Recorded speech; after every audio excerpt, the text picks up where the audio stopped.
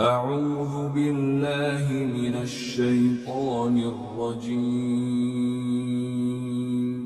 بسم الله الرحمن الرحيم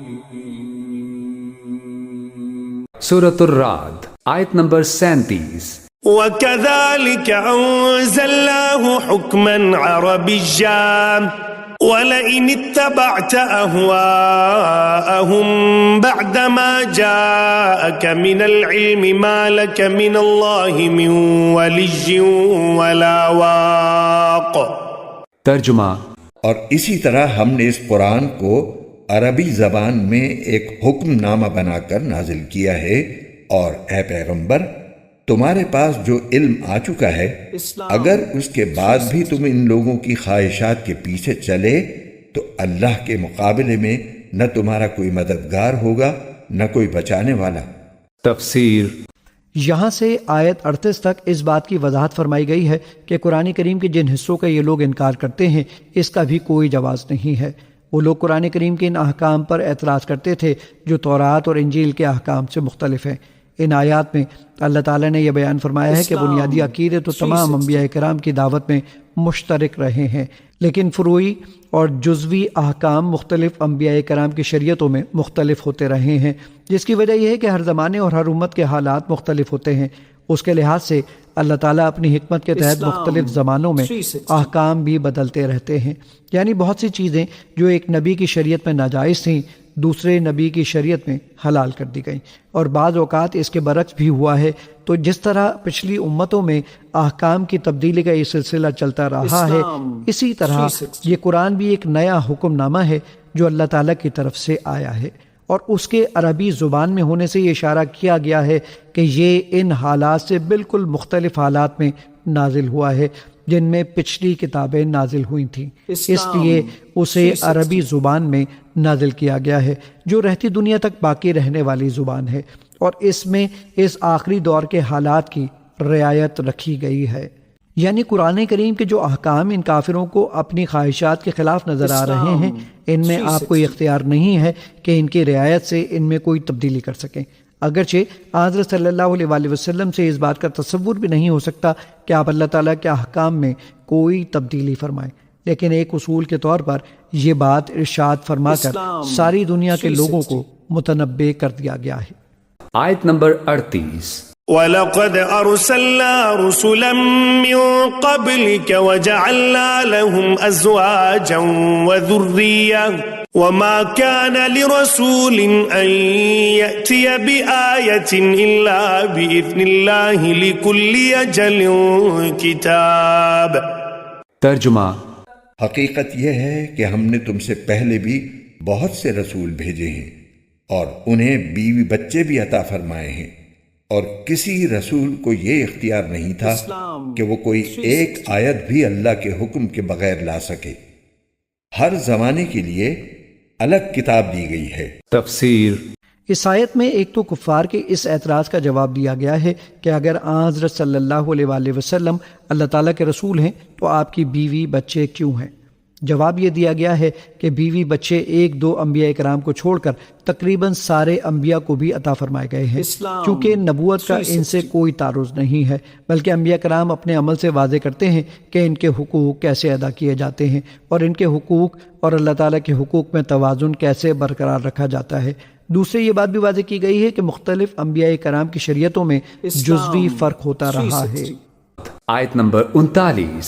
يَمْحُو اللَّهُ مَا يَشَاءُ وَيُثْبِتُ وَعِندَهُ أُمُّ الْكِتَابِ۔ ترجمہ۔ اللہ جس حکم کو چاہتا ہے منسوخ کر دیتا ہے اور جس کو چاہتا ہے باقی رکھتا ہے، اور تمام کتابوں کی جو اصل ہے وہ اسی کے پاس ہے۔ تفسیر۔ تمام کتابوں کی اصل سے مراد لوح محفوظ ہے، جس میں ازل سے یہ بات درج ہے کہ کس امت کو کون سی کتاب اور کیسے احکام دیے جائیں گے۔ آیت نمبر 40۔ وَإِمَّا نُرِيَنَّكَ بَعْضَ الَّذِي نَعِدُهُمْ أَوْ نَتَوَفَّيَنَّكَ فَإِنَّمَا عَلَيْكَ الْبَلَاغُ وَعَلَيْنَا الْحِسَابُ۔ ترجمہ۔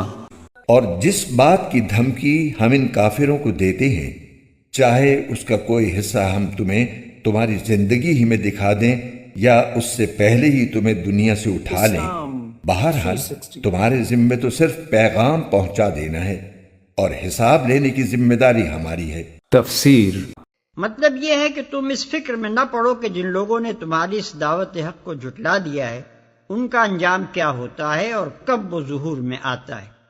تمہارے سپرد جو کام کیا گیا ہے اسے پوری یکسوئی کے ساتھ کیے چلے جاؤ اور فیصلہ ہم پر چھوڑ دو۔ یہاں بظاہر خطاب نبی صلی اللہ علیہ وسلم سے ہے، مگر دراصل بات ان مخالفین کو سنانی مقصود ہے جو چیلنج کے انداز میں بار بار حضور سے کہتے تھے کہ ہماری جس شامت کی دھمکیاں تم ہمیں دیا کرتے ہو آخر وہ آ کیوں نہیں جاتی؟ آیت نمبر 41۔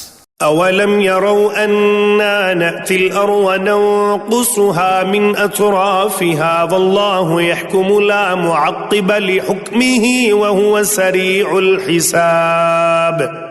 ترجمہ کیا ان لوگوں کو یہ حقیقت نظر نہیں آئی کہ ہم ان کی زمین کو چاروں طرف سے گھٹاتے چلے آ رہے ہیں؟ ہر حکم اللہ دیتا ہے، کوئی نہیں ہے جو اس کے حکم کو توڑ سکے، اور وہ جلد حساب لینے والا ہے۔ تفسیر اس کا دائرہ ہر طرف سے تنگ کرتے چلے آتے ہیں۔ یعنی کیا تمہارے مخالفین کو نظر نہیں آ رہا ہے کہ اسلام کا اثر سرزمین عرب کے گوشے گوشے میں پھیلتا جا رہا ہے اور چاروں طرف سے ان پر حلقہ تنگ ہوتا چلا جاتا ہے؟ یہ ان کی شامت کے آثار نہیں ہیں تو کیا ہیں؟ اللہ تعالیٰ کا یہ فرمانا کہ ہم اس سرزمین پر چلے آ رہے ہیں ایک نہایت لطیف انداز بیان ہے، چونکہ دعوت حق اللہ کی طرف سے ہوتی ہے اور اللہ اس کے پیش کرنے والوں کے ساتھ ہوتا ہے، اس لیے کسی سرزمین میں اس دعوت کے پھیلنے کو اللہ تعالیٰ یوں تعبیر فرماتا ہے کہ ہم خود اس سرزمین میں بڑھے چلے آ رہے ہیں۔ آیت نمبر 42۔ وقد مكر الذين من قبلهم فلله المكر جميعا يعلم ما تكسب كل نفس وسيعلم الكفار لمن عقبى الدار۔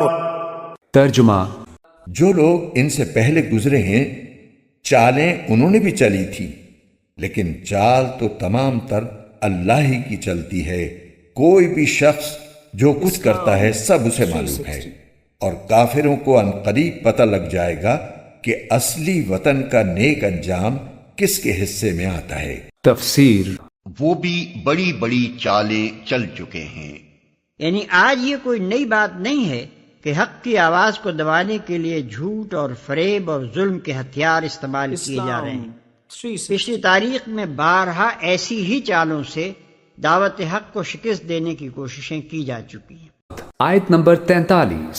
وَيَقُولُ الَّذِينَ كَفَرُوا لَسْتَ مُرْسَلًا قُلْ كَفَى بِاللَّهِ شَهِيدًا بَيْنِي وَبَيْنَكُمْ وَمَنْ عِندَهُ عِلْمُ الْكِتَابِ۔ ترجمہ اور جن لوگوں نے کفر اپنا لیا ہے وہ کہتے ہیں کہ تم پیغمبر نہیں ہو، کہہ دو کہ میرے اور تمہارے درمیان گواہی کے لیے اللہ کافی ہے، نیز ہر وہ شخص جس کے پاس کتاب کا علم ہے۔ تفسیر یعنی تم جو حضرت صلی اللہ علیہ وآلہ وسلم کی رسالت کا انکار کر رہے ہو اس سے کیا ہوتا ہے؟ تمہارے انکار سے حقیقت نہیں بدل سکتی۔ اللہ تعالیٰ بذات خود آپ کی رسالت کا گواہ ہے، اور ہر وہ شخص جسے آسمانی کتابوں کا علم ہے اگر انصاف کے ساتھ اس علم کی روشنی میں حضرت صلی اللہ علیہ وآلہ وسلم کے حالات کا جائزہ لے گا تو وہ بھی یہ گواہی دیے بغیر نہیں رہ سکے گا کہ آپ اللہ تعالیٰ کے سچے رسول ہیں۔